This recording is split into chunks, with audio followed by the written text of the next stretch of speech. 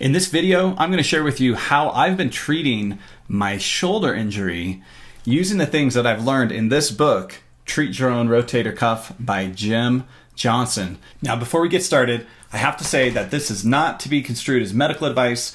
I am not a physical therapist or a doctor. I'm merely sharing with you how I've been treating my shoulder injury. Also, at the end of this video, I'm going to share with you a major breakthrough that I had, a big discovery in what was causing my shoulder pain. Now, I bought this book 2 years ago because it teaches you how to prevent a shoulder injury as well. Because I wanted to prevent a shoulder injury and I wanted to learn how to be a better coach for people that had shoulder injuries. But I never read it 2 years ago and now I ended up with a shoulder injury. So don't make the same mistake as me as buying the book and not reading it. This book is, it's great. Here's what you'll find in this book, and here's what I've learned. And then I'll tell you a little bit about what happened to me. So number one, it's written by a physical therapist. Everything in the book is science-based. It's based on case studies or randomized controlled trials, which is even a higher form of proof in the medicine field.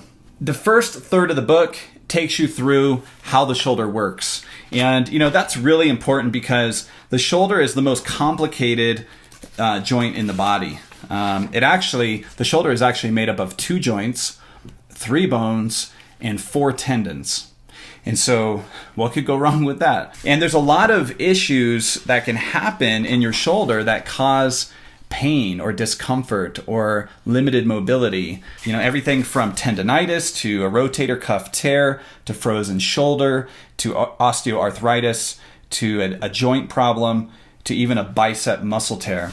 The second third of the book, he teaches you about the common injuries and the symptoms of them. So you can start to figure out, do you have impingement in your shoulder? Do you have maybe a rotator cuff tear or something different? And then the last third of the book, he gives you stretching and exercises that you can do at home that help your shoulder to be more flexible, but to also strengthen it, to start to address the issue that's causing you pain. So let me tell you a little bit about what happened to me, and then I'll tell you my results in using the techniques taught in this book. So I was training for a physique competition. It was about 16 weeks, and in the last 2 weeks, I started to develop just a discomfort in my right shoulder. Okay, and I didn't really notice it until I was doing an incline bench press one day, and then I started to notice it just all the time. And it didn't really. It was odd because it was more like a discomfort deep in the shoulder, but it didn't limit my strength. It didn't, I wouldn't really describe it as pain. It was more just, I could feel it. And I figured, like any other injury I've had before, I'd just let it heal up, it'll be fine. Leave it alone. Well, it wasn't fine and it didn't get better. And over the weeks, it just kept getting worse. And I would wake up in the middle of the night in pain. And I would wake up in the morning with pain. And so after a couple weeks of that, I stopped working out, stopped doing upper body. And I stopped doing any chest workouts or any shoulder workouts. Here's what I found though. In most cases, a shoulder injury left untreated will not get better. He cites a study in here where they had a bunch of different people suffering from shoulder pain and discomfort. And they followed them for a while with no treatment whatsoever, and almost all of them had more pain with no improvement. First thing I learned is you can treat your own shoulder injury. And number two, if you leave it untreated, it's not going to get better.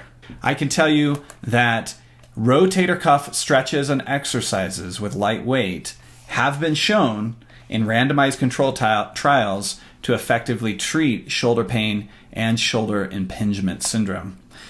In fact, I talked to a couple different friends who are suffering from shoulder issues right now.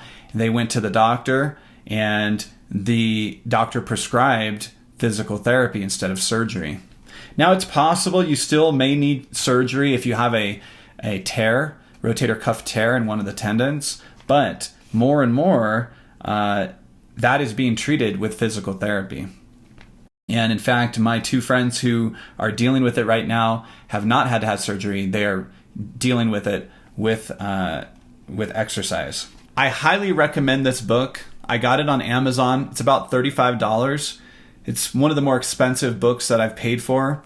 But if you think about it, just one visit to a physical therapist would cover the cost of this book. So it's worth a shot if you have shoulder issues to try it. To try it on your own. I mean, that's my experience. Now, I had a major breakthrough in recovering from my shoulder injury by continuing to do research. And what I found is, even if you're doing physical therapy, there's something that can prevent your shoulder from getting better.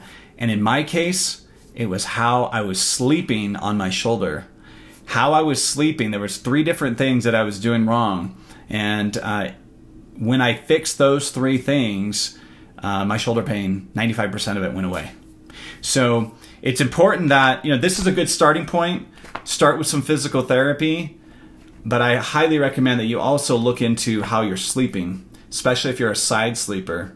And what I'm going to do is in part 2 of this video, I'm going to make a second video and we're going to go into my bedroom and I'm going to show you what I was doing wrong in my sleep and the changes that I had to make to fix it. I'm really excited because over this past week, I did my first shoulder workout in 6 weeks and had no pain. I did my first chest workout, had a little bit of discomfort, no pain, and that's just a huge breakthrough for me. So I'm really excited to share this with you. If you found this helpful, leave a comment. Also, I'll put a link to this book in the description of the video so that you can find it very easily. And make sure to subscribe so you can get part 2 of how to treat your shoulder injury from home.